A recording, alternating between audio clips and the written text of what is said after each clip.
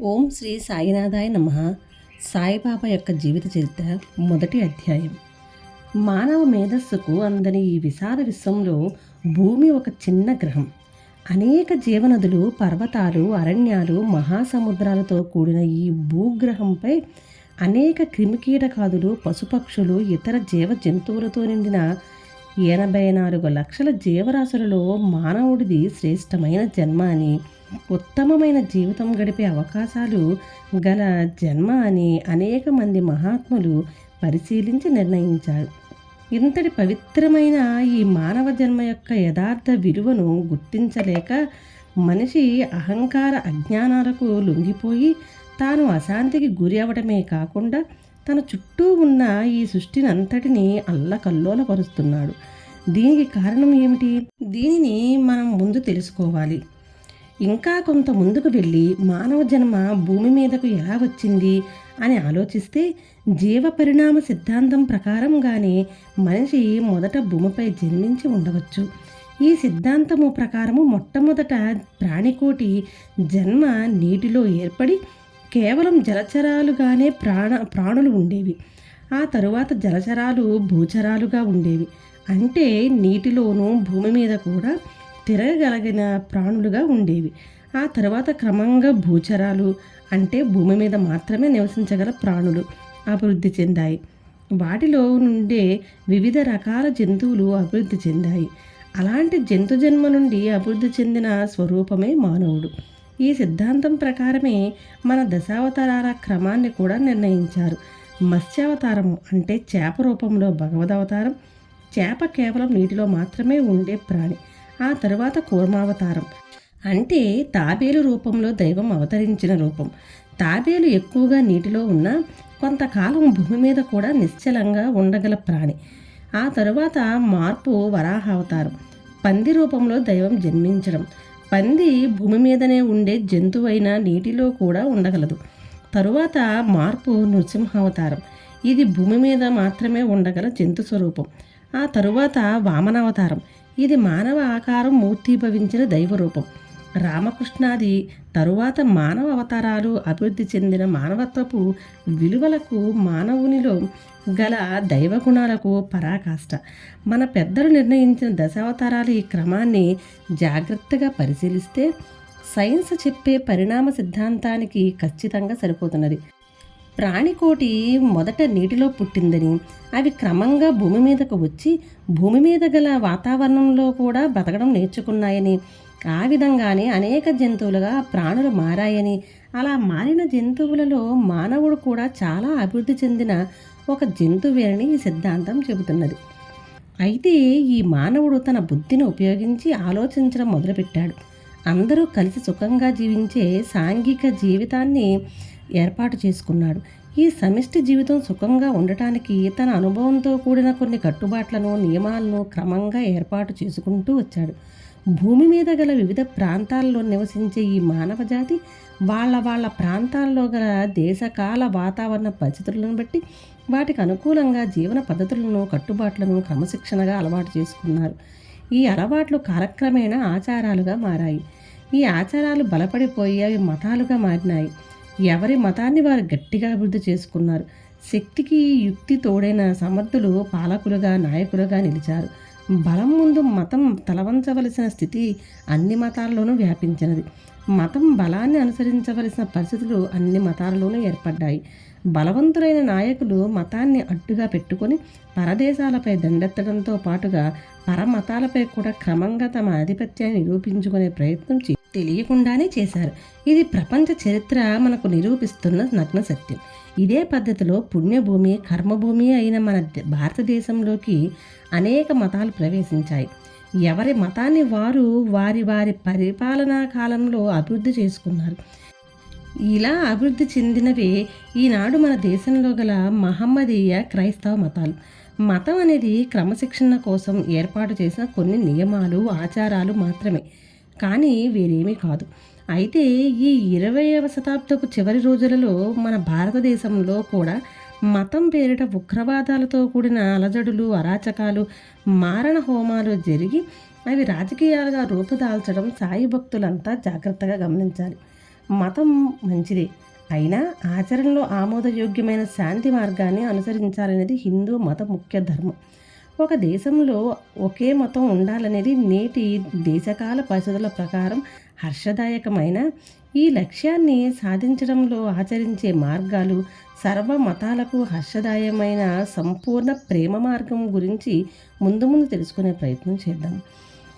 మన ఈ భారతదేశాన్ని పుణ్యభూమి అని, కర్మభూమి అని, ధర్మభూమి అని అనేక పేర్లతో మన పూర్వీకులు వర్ణించారు. ఇది ఎలా పుణ్యభూమి, కర్మభూమి, ధర్మభూమి అయినదో తెలుసుకునే ప్రయత్నం చేద్దాము. 18వ శతాబ్దపు మధ్యలో గల దేశ చరిత్రను గమనిస్తే బ్రిటిషు వారి పరిపాలనలో గల మన దేశం వారి నాగరికతను, జీవన సరళిని, భౌతికవాదాన్ని క్రమంగా నేర్చుకుంటూ భారతీయ సంస్కృతికి, ఆధ్యాత్మిక జీవితానికి మెల్లమెల్లగా తిరోధకాలిచ్చే నవీన నాగరికతను ప్రాధాన్యం పెరుగుతూ వచ్చే పరిస్థితులు క్రమంగా కనబడబోతున్నాయి.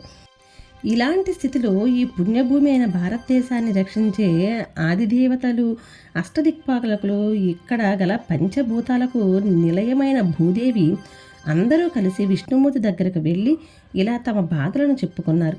ఇంతకాలం పుణ్యప్రదేశమైన భారతదేశంలో మేము హాయిగా, ఆనందముగా, ధర్మదేవతతో కూడి సంతోషముగా ఈ భూభాగంలో మాకు మీరు అప్పగించిన కార్యక్రమాలను నిర్వహిస్తూ ఉండేవాళ్ళము. కానీ ఇప్పుడు ఈ కొత్త వాతావరణంలో ఇక్కడ ప్రజలలో క్రమంగా ధర్మం కన్నా సౌఖ్యం ముఖ్యమని, న్యాయం కన్నా ధనం ముఖ్యమని, ప్రేమ కన్నా బలం గొప్పదని, త్యాగం కన్నా శారీరక సుఖం ముఖ్యమని, ఆధ్యాత్మికత కన్నా భౌతికం గొప్పదనే ఆలోచనలు పెరుగుతున్నాయి. వీటిని ఆదిలోనే త్రుంచే ఏర్పాటు చేయకపోతే ముందు ముందు మేము అశాంతితో అల్లకల్లోలమై బాధపడవలసి వస్తుంది. కాబట్టి ద్వాపరయుగంలో కృష్ణావతారమెత్తి మహాకురుక్షేత్రంలో ధర్మయుద్ధం ద్వారా శాంతి స్థాపన చేసిన మీరు ఈసారి కొంచెం ముందుగానే అవతరించి ఈ కర్మభూమిపై తిరిగి పూర్వపు ధర్మ సంస్థాపన కార్యక్రమాన్ని త్వరగా చేపట్టమని ప్రార్థించారు. వారి మాటలకు విన్న విష్ణుమూర్తి వారిని కొంతసేపు కూర్చోమని విశ్రాంతి తీసుకోమని చెప్పి అల్పాహార విందు ఇచ్చిన తరువాత వారికి ఇలా చెప్పారు. మీరందరూ ఇంతకాలం భారతదేశంలో అత్యంత సుఖశాంతులను ధర్మబద్ధంగా అనుసరింపచేశారు. నేను కృష్ణావతారం ముగించగానే కలిపురుషుడు భూమి మీదకు ప్రవేశించాడు. అతని సృష్టి కూడా కారణయుక్తమైనది. అఖండ మండలాలకు మూల కారణమైన ఆదిశక్తి సృష్టించిన ఈ కలి పురుషుడిని ఆపడం ధర్మం కాదు. అతను చేయవలసిన కార్యాన్ని అతను చేయక తప్పదు. ప్రస్తుతం మీ స్థానమైన భారతదేశంలో కూడా అతని ప్రభావం వల్లనే ఈ మార్పులు ప్రజానీకంలో వస్తున్నాయి. అయితే ఈ కలిపురుషుడి బారి నుండి ప్రజలను తప్పించే మార్గం లేదా అని తిరిగి వారు విష్ణుమూర్తిని ప్రశ్నించారు. వారి ప్రశ్నకు సమాధానమిస్తూ విష్ణుమూర్తి ఇలా చెప్పడం ప్రారంభించారు. భారతదేశం పుణ్యభూమి అన్న కారణం ఏమిటో మీకు తెలుసు కదా. ఈ భూగోళంపై ఎప్పుడూ మంచు కురిసే చలి ప్రదేశాలు చాలా ఉన్నాయి. త్రాగడానికి మంచినీరు కానీ, తినడానికి సరైన తిండి కానీ దొరకని దేశాలు చాలా ఉన్నాయి. అమితమైన ఎండవేడితో అట్టుడికిపోయే ప్రదేశాలు మరికొన్ని ఉన్నాయి. అయితే భారతదేశం లాంటి కొన్ని ప్రాంతాల్లో మాత్రమే చలి, ఎండ, వర్షాకాలాలు ఉన్నాయి. జీవనదుల వల్ల సస్యశ్యామలంగా మారి భూమాత పులకరిస్తున్నది. అందువలన ప్రజలు ఆహారం కొరకు చక్కని ఏర్పాట్లు చేసుకుని ఆనందిస్తున్నారు. ప్రజలంతా స్నానం, నిత్యానుష్ఠానం లాంటి దైనందిన కార్యక్రమాల్లో పాల్గొనగలుగుతున్నారు. వాయుదేవుడు ఆరోగ్యవంతుడై ఈ ప్రాంతంలో తిరగగలుగుతున్నాడు. భూగోళంలో పుణ్యం చేసుకున్న ప్రాణులు మాత్రమే ఇలాంటి ప్రాంతాల్లో పుట్టి ప్రాకృతికమైన ఈ సహజ సుఖాలు అనుభవిస్తారు. ఇది సూక్ష్మంగా ఈ పుణ్యభూమి చరిత్ర ఇది అని చెప్పి ఇంకా ఇలా చెబుతున్నారు విష్ణుమూర్తి. కలి తన మాయా ప్రభావాన్ని భూగోళంలో గల అనేక ప్రాంతాలపై ఇంతకు ముందే చూపిస్తూ ఈ ప్రాంతానికి ఆలస్యంగా వచ్చాడు. ఇంకా ముందు ముందు తన ప్రభావాన్ని అధికం చేస్తాడు. అప్పుడు ఈ ప్రాంత ప్రజల్లో కూడా అనేక విచిత్రమైన మార్పులు వస్తాయి. కర్మలకు ప్రాధాన్యత తగ్గి కాసులకు విలువ పెరుగుతుంది. ప్రతి మనిషి ఎదుటివాడు కష్టించి పని చేయాలి అని, అలా ఇతరులు కష్టించి పనిచేసిన ఫలితాన్ని మాత్రం తాను అనుభవించాలని కోరుకుంటాడు. అందువలన అనేక విధాలైన వర్గ పోరాటాలు చెలరేగుతాయి. మతం పేరుతో, కులం పేరుతో, ప్రాంతాల పేర్లతో, ఆఖరికి ఆడ మగ లింగ భేదాలతో కూడా ప్రజలు వర్గాలుగా ఏర్పడి ఒకరిపై ఒకరు రక్తం చిందిస్తూ ఉంటారు. ప్రజలలో నీతి నియమాలు కనిపించవు. అన్ని మతాల వారు దేవుణ్ణి ప్రార్థిస్తారు, కానీ ఎవరూ దేవుడు చెప్పిన విషయాలను ఆచరణలో పెట్టరు. దైవ ప్రార్థన కూడా యాంత్రికంగా జరిగే ఒక దినచర్యగా మారి భక్తి పేరు వేరు, ఆచరణ వేరుగా మారిపోతాయి. మాట సాగిన మనిషి దేవుడని, దైవధనాన్ని కూడా అపహరిస్తాడు. ఇలాంటి కలి ప్రభావం నుంచి మానవ జాతిని కాపాడగలగడం అసాధ్యం. ఇది యుగధర్మం. రాను రాను ప్రజలలో త్రికరణ శుద్ధి పూర్తిగా నశిస్తుంది. మనసులోని ఆలోచనలు ఒక రకంగా ఉంటే మాటలు ఇంకో రకంగా చెబుతారు. చేతలు ఈ రెండింటికి విరుద్ధంగా ఉంటాయి. ఇలాంటి ఈ వాతావరణాన్ని కలి ప్రభావం నుంచి పూర్తిగా తొలగించలేము. కానీ కొంతవరకు దీన్ని ధర్మానికి సమతూకంగా ఉంచడానికి ప్రయత్నం చేసి భూభారాన్ని కొంతవరకు తగ్గించే ఏర్పాటు చేయవచ్చు. నేను స్థితికారకుడను.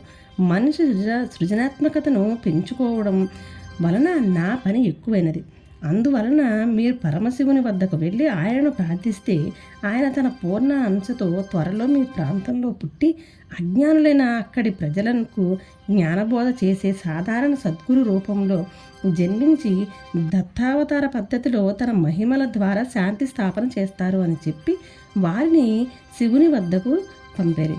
విష్ణుమూర్తి ఆదేశం మేరకు వారంతా శివుని దగ్గరకు వెళ్ళి తమ బాధలను చెప్పుకోగా శివుడు వారిని అనుగ్రహించి అతి త్వరలోనే తాను అవతరిస్తానని, అయితే ఇది కలికాలం కాబట్టి దైవాన్ని నుంచి కూడా కేవలం భౌతిక కోరికలు కోరే ప్రజలే ఎక్కువ ఉంటారు కాబట్టి సశరీరంగా ఉన్నప్పుడు ఎక్కువ మహిమలు చూపించకుండా శరీరం వదిలిన తరువాతే అవతార మహత్యం ప్రజలు గుర్తించగలిగేటట్లుగా ఉంటుందని చెప్పి వారికి అభయం ఇచ్చి పంపిస్తారు. వారంతా భూదేవితో కలిసి తిరిగి వచ్చి ఎవరి కర్తవ్యాల్లో వారు నిమగ్నులై పరమశివుని జననం కోసం 1000 కళ్ళతో ఎదురు చూస్తూ ఉంటారు. పరమశివుడు కైలాసం నుంచి తన వాగ్దానం ప్రకారం భూమి మీద అవతరించడానికి సరైన సమయం కోసం, సరైన తల్లిదండ్రుల కోసం ఎదురు చూస్తూ ఉన్నారు. జ్ఞానస్వరూప సాయి శరణం 1వ అధ్యాయం సంపూర్ణం. ఓం శాంతి శాంతి శాంతి.